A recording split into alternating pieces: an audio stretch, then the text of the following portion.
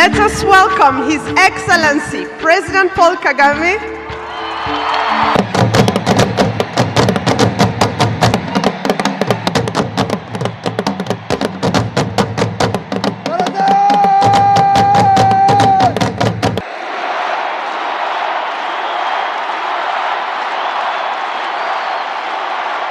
Ese utekereza ko perezida w'igihugu agenda mu modoka imeze ite? Irinzwe ite? Ese ari igihe cyaba kigera akitwara kubera impamvu z'umutekano? Ibisubizo byose wibaza ku modoka z'umukuru w'igihugu biri muri iyi video. Izi modoka zifite ubushobozi buhambaye, zishobora kuraswa ibiturika cyangwa amasasu akomeye ariko zigakomeza kugenda nkaho nta cyabaye. Uyu munsi Storm 660 tugiye gutembereza imodoka 5 z'ikirenga nyakubahwa perezida Paul Kagame agendamo.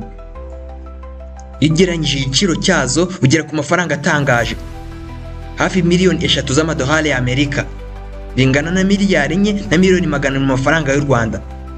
Bitekerezeho neza, uzi ko aya mafaranga ashobora kugura moto za Davis 1980 zirenga, cyangwa imodoka zisanzwe za Toyota Hilux zirenga 500. Ariko hano aya mafaranga yose yibumbira mu modoka 5 gusa z'umukuru w'igihugu. Buri mwaka afite umwihariko udasanzwe, ikoranabuhanga ndetse n'ubwirinzi buhanitse n'ubwiza buhambaye. Uyu munsi Storm 660 yagutegura urutonde rw'imodoka 5 nyakubahwa perezida Paul Kagame agendamo. Turazigutembereza, mbese uramera nk'uhibereye. Nitwa Shema Pacifique, mbahaye ikaze, nkurikira umenye. Indi modoka idasanzwe perezida w'igihugu cyacu u Rwanda nyakubahwa perezida Paul Kagame agendamo yitwa Mercedes-Benz S680 4MATIC Guard. Ni imodoka y'ikirenga ikozwe ku rwego rwo hejuru mu kurinda abayigendamo. Nubwo igaragara nk'imodoka isanzwe ya Maybach S680, mu by'ukuri ni nka hoteli yigendera. Iyi modoka yakozwe mu buryo bwihariye n'uruganda rwa Mercedes-Benz, ikaba ifite urwego rwo hejuru cyane mu kurinda abayigendamo. Iyi modoka ifite ubwiza budasanzwe, ikoresha ibikoresho bikomeye byo kurinda amasasu bishyirwa mu mubiri w'imodoka ariko mu buryo butagaragara, bigatuma igaragara nk'isanzwe ariko kandi idasanzwe.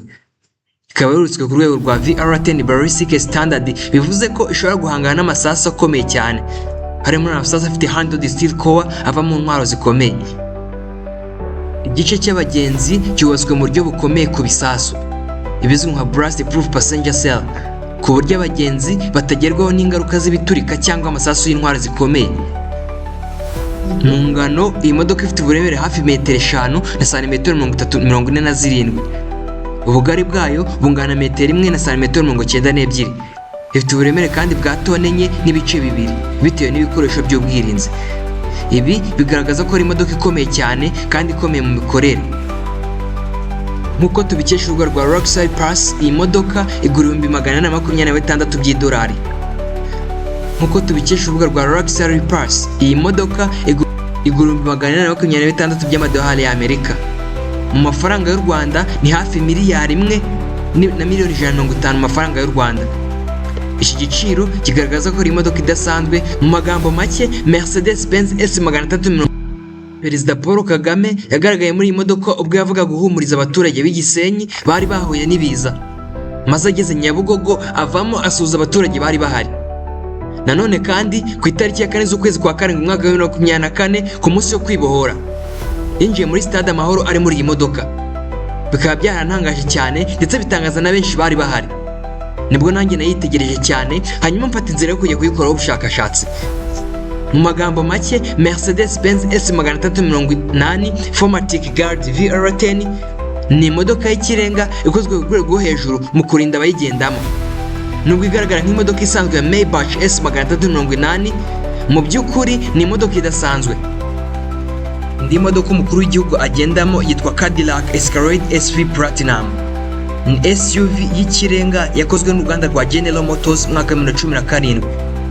Ikaba imwe mu modoka zifite uburemere n'ubushobozi buhambaye mu mutekano.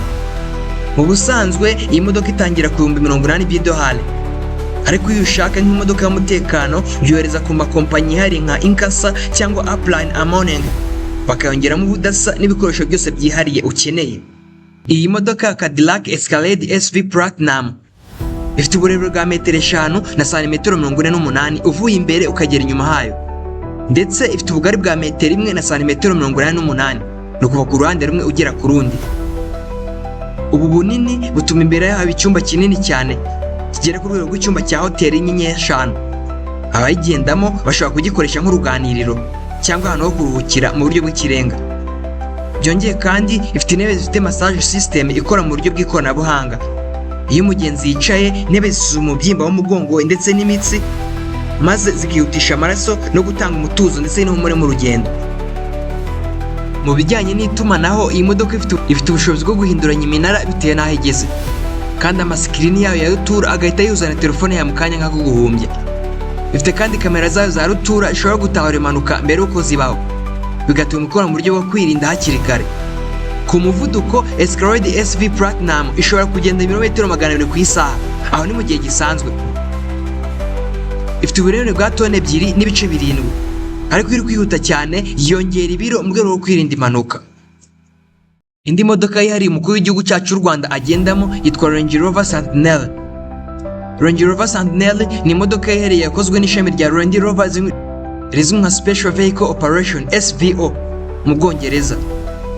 Mu mwaka wa 2024 iyi modoka yongeye kugaragazwa nk'icyitegererezo cy'ubwirinzi buhanitse, ikaba yorotswe ku rwego rwa VR Ballistic Standard. Ibi bivuze ko ishobora guhangana n'amasasu akomeye ndetse n'ibiturika bito. Urugero rufatika ni nk'uko ishobora kuraswa ibiturika bipima ibiro 15 bya TNT cyangwa grenade za DM51, ariko abayirimo ntibagire icyo baba. Iyi modoka Range Rover Sentinel ifite ubwiza buhambaye inyuma, ibirahure bikomeye cyane bifite uburemere burenga toni 1, bigatuma iba nk'inzu igenda. Bifite kandi tanka y'amavuta yifunga ubwayo mu gihe yatewe n'amasasu, bigatuma amavuta atameneka cyangwa ibe yafatwa n'umuriro. Ikindi gihambaye, ifite system ya air purification system. Ni system ikora mu buryo bw'ikoranabuhanga, ni system ikora mu buryo ikuraho imyuka mibi cyangwa ibitero by'uburozi mu kirere, ikarinda abirimo bakagenda bahumeka neza yewe niyo haba nta mwuka mwiza uhari. Mu bijyanye n'ikoranabuhanga ryayo, Sentinel ikorwa n'ishami rya Range Rover Special Vehicle Operation, rikora imodoka zidasanzwe hashingiwe ku byifuzo by'abakiriya. Afite ikoranabuhanga rihambaye. Nubwo ari imodoka ikomeye mu bwirinzi, imbere yaho ameze neza cyane, hatanga ihumure nk'izindi Range Rover zisanzwe. Abayicayemo bumva ubwiza bwabo bw'imbere, aho intebe zubatse mu buryo butanga ihumure n'uburyohe bunagereranywa. Sentinel ifite ubushobozi bwo kuguma kwiruka n'amapine yayo yatobotse. Ibyuma byayo byihariye bituma ishobora kugera ku muvuduko wa kilometero 80 ku isaha, ikaguma kugenda neza ubwo amapine yayo aba yatobotse. Ibi bituma iyi modoka yizewe mu bihe byose. Igiciro cy'iyi modoka kiri hejuru cyane, nk'uko bigaragazwa n'urubuga rwa Indian Auto Blog. Iyi modoka igura guhera ku mayero 400,000, ni ukuvuga miliyoni zirenga 570 mu mafaranga y'u Rwanda. Uruganda rukora iyi modoka rwitwa Range Rover, ni uruganda rukomeye mu Bwongereza rukora imodoka z'ikirenga. Nirwo rukora Sentinel mu ishami ryayo ryitwa Special Vehicle Operation, niryo rikora imodoka zidasanzwe. Mu gutegura amakuru arambuye kuri iyi modoka, twifashishije imbuga zitandukanye nk'irwitwa John Shadrock Limited, Range Rover Special Vehicle Operation ndetse na Indian Auto Blog. Indi modoka umuyobozi mukuru wacu w'igihugu agendamo yitwa Audi A8R Security VR9. Ni imodoka y'ikirenga ikozwe ku rwego rwo hejuru mu kurinda abayigendamo. Nubwo igaragara n'imodoka isanzwe Audi A8R, indi modoka umuyobozi mukuru wacu w'igihugu agendamo yitwa Audi A8R Security VR9. Ni imodoka y'ikirenga ikozwe ku rwego rwo hejuru mu kurinda abayigendamo.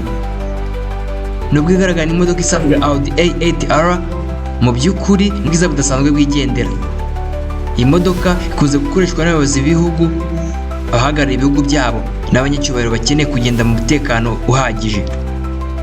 Bivugwa ko His Excellency Paul Kagame afite imodoka zo muri ubwoko ebyiri zimufasha mu rugendo ze z'ubuyobozi.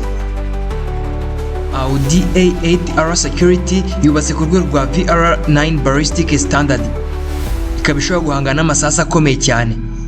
Igice cy'abagenzi cyubatswe ku buryo bukomeye cyane mu kwirinda ibisasu mu buryo bwitwa Blast Proof Passenger Cell, ku buryo abagenzi batagerwaho n'ingaruka z'ibiturika cyangwa amasasu y'intwaro zikomeye. Ifite kandi amapine adasanzwe, ibizwi nka running flat tires, ashobora gukomeza kugenda n'iyo imodoka yaba yarashwe cyangwa amapine yatobotse. Uyu n'undi mwihariko y'imodoka. Iyi modoka ikorwa n'uruganda rukomeye cyane rwo mu Budage rwitwa Volkswagen cyangwa se Volkswagen, rukaba rwo rufite Audi. Ifite kandi systeme za kizimyamoto zikoresha mu buryo bwa automatique. Mu bijyanye n'ikoranabuhanga, Audi A8R Security ifite moteri ikomeye cyane yitwa Twin Turbo V8 4.0 TFSI. Iyi moteri ifite silinderi 8, ikoresha turbocharger ebyiri, bigatuma itanga imbaraga nyinshi cyane n'umuvuduko ukomeye cyane. Nubwo imodoka ifite uburemere bwinshi kubera armoire yayo, iyi moteri yifasha kugenda ku muvuduko w'ibirometero 110 ku isaha. Iyi modoka ipima toni 3.8 zirenga. Ikaba igaragaza uburemere bw'ibikoresho byose by'ubwirinzi n'ikoranabuhanga byubatswemo. Nk'uko tubikesha urubuga rwitwa Luxury Pass, igiciro cy'iyi modoka kiri hagati y'740 by'amadolari. Mu mafaranga y'u Rwanda ni hafi $950,000 mu mafaranga y'u Rwanda. Iki giciro kigaragaza ko ari imodoka idasanzwe kandi ikoreshwa n'abantu bakomeye gusa. Mu magambo make, Audi A8 Security VR9 ni imodoka ihuza ubwiza n'umutekano ku rwego rwo hejuru. Igaragara nk'isanzwe ariko mu by'ukuri ntisanzwe. Indi modoka nyakubahwa umukuru w'igihugu cyacu cy'u Rwanda agendamo yitwa Chrysler Range Rover State Limousine RWSV Autobiography. Ni imodoka idasanzwe ihuza ubwiza n'umutekano ku rwego rwo hejuru. Igenewe abayobozi b'ibihugu n'abahagarariye ibihugu byabo mu bihugu bitandukanye. Yubatswe ku ishingiro rya Range Rover SV Autobiography RWB, ni imodoka ikorwa n'uruganda rwa Jaguar Land Rover rwo mu Bwongereza. Uru ruganda ruzwiho gukora SUV z'ikirenga zifite ihumure n'icyubahiro. Chrysler yo mu Budage yo ikora transformation y'imodoka ikahindura limousine y'ikirenga ifite ubwiza n'ubwirinzi budasanzwe, ikirahure gikomeye cyane ndetse n'ikoranabuhanga rihanitse. Ikindi kintu kidasanzwe kuri iyi modoka ni systeme idasanzwe yitwa stretching system. Iyi systeme ituma imodoka ishobora kongera uburebure bwayo igihe igiye gutwara abantu benshi cyangwa ishaka umwanya uhagije abagenzi bayirimo. Mu bijyanye n'ikoranabuhanga, Chrysler ikoresha hydraulic extension mechanism. Ni imiterere yihariye y'imbere ku buryo wheelbase ishobora kwiyongera mu buryo bwizewe kandi igakomeza kugaragara nk'imodoka y'ikirenga idasanzwe.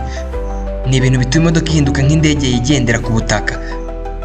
Ifite umwanya munini wo kuruhukiramo, intebe z'uruhu zigezweho n'uburyo bwo kwidagadura buhambaye.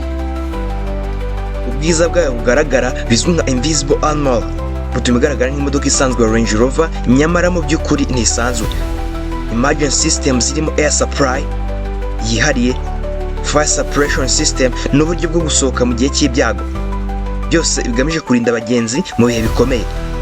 Chrysler yubatse ku rwego rwa VR7 and VR9 equivalent protection, ishobora guhangana n'amasasu akomeye ndetse n'ibiturika bito.